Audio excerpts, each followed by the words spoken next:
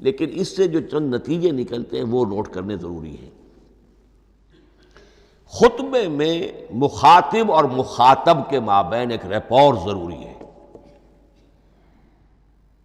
اگر کوئی مصنف بیٹا کتاب لکھ رہا ہے، اس کے سامنے کوئی سامع نہیں ہوتے، وہ تو اپنی مگن میں جو بھی خیال ہے اپنے دل میں وہ لکھ رہا ہے۔ خطبے میں سامع سامنے ہوتے، اگر ان کے درمیان رپورٹ نہ رہے، ہم آہنگی نہ رہے، تو پھر وہ خطبہ غیر مؤثر ہو جائے گا۔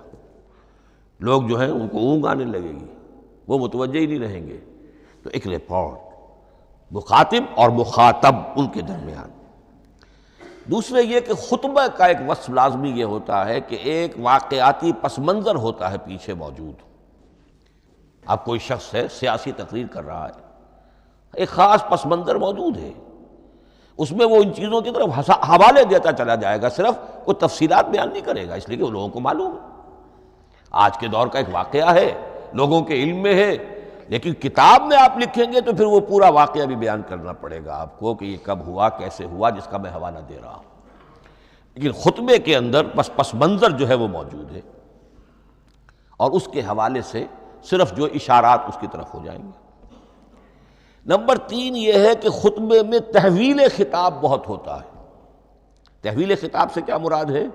ابھی خطیب آپ سے بات کر رہا ہے، آپ سے مخاطب ہے، اور کسی وقت وہ فلاں کو جو یہاں موجود بھی نہیں ہے، وہ نواز شریف صاحب کو خطاب کرنا شروع کر دے گا۔ بھائی نواز شریف تو یہاں نہیں ہے، لیکن خطاب انداز وہ تو تقریر مقرر ہے، سیاسی تقریر کر رہا ہے، نواز شریف کو چیلنج کر رہا ہے، نواز شریف یہ کر دو گے تو ہم یہ کر دیں گے، اور نواز شریف یہ تم غلط کر رہے ہو، یا بے نظیر تمہارا یہ معاملہ۔ ہاں بے نظیر تو وہاں موجود نہیں، صدر ایوب صاحب کو جو بھی گالیاں دی جاتی تھی تقریروں کے اندر، وہ خود تو وہاں موجود نہیں ہوتے تھے۔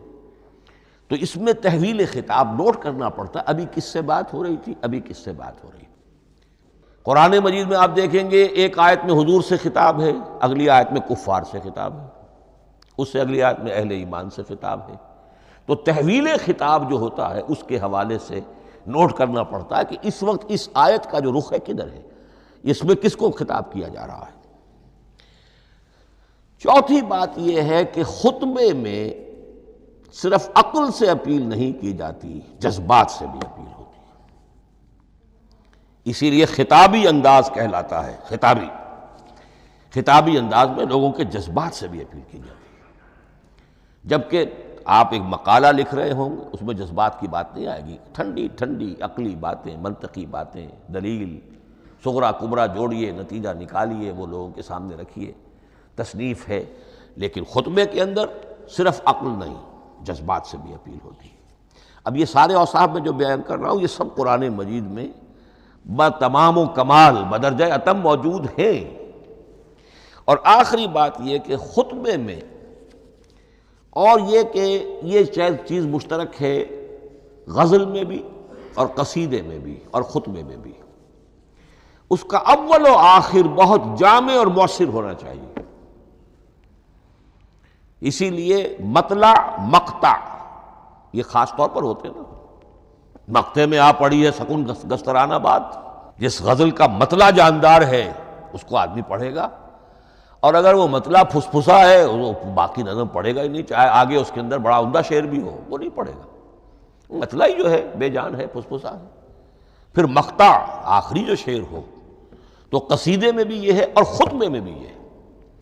یہی وجہ ہے کہ قرآن مجید کی صورتوں میں اکثر و بیشتر شروع کی آیات اور آخری آیات انتہائی اہم ہوتی ہیں، بہت جامع ہوتی ہیں، جن کو کہا جاتا ہے کہ یہ سور جو ہیں ان کی ابتدائی آیات، خواتین اور پہلی آیات۔ اب سورہ بقرہ کی آیات شروع کی، پھر آخری جو ابھی میں نے آپ کو سنائی، یہی آل عمران کا معاملہ ہے، کس شان کے ساتھ وہ اٹھ رہی ہے۔ یہی سورہ حج کا ہر جگہ پر آپ دیکھیں گے ابتدائی جو ہے خطیب اگر ایسی بات، ایسا انداز اختیار کرے کہ اپنے سامعین کی توجہ کو اپنی طرف مبذول کرا لے، اگر شروع کا انداز ایسا نہیں ہے تو وہ بات آگے بڑھے گی نہیں۔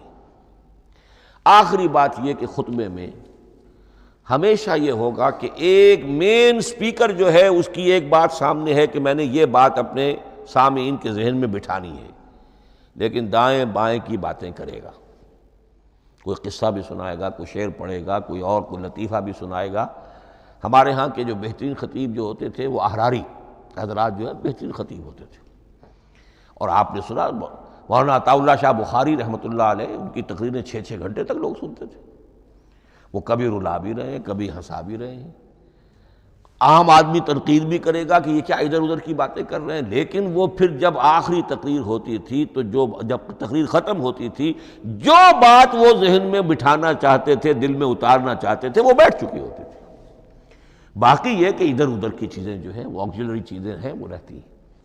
یہ ہیں 6 اوصاف خطبات کے، اور قرآن مجید کے اندر بھی یہ اوصاف کم و بیش موجود ہیں۔ قرآن کا اسلوب خطبے کا ہے۔